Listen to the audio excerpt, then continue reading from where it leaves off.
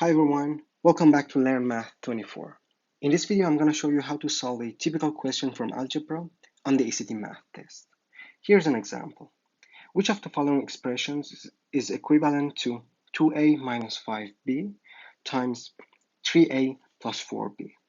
Well, we should multiply each term in the first expression by each term in the second expression to get 2a times 3a gives us 6a squared.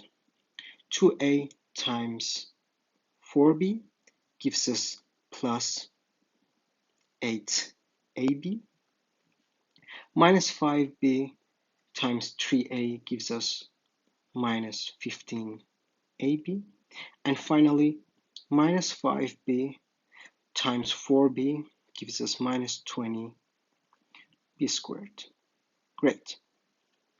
Now we should combine like terms. In this case, ab to get 8ab minus 15ab gives us minus 7ab. And the other terms remain intact. So we can write it again. 6a squared minus 7ab minus 20b squared. That's it. And the answer is E. Great. With practice, you can solve such problems in less than 1 minute. By learning to solve these problems fast, you can save time for more difficult questions in the test. In the upcoming videos, I'm going to solve other problems from the ACT math test.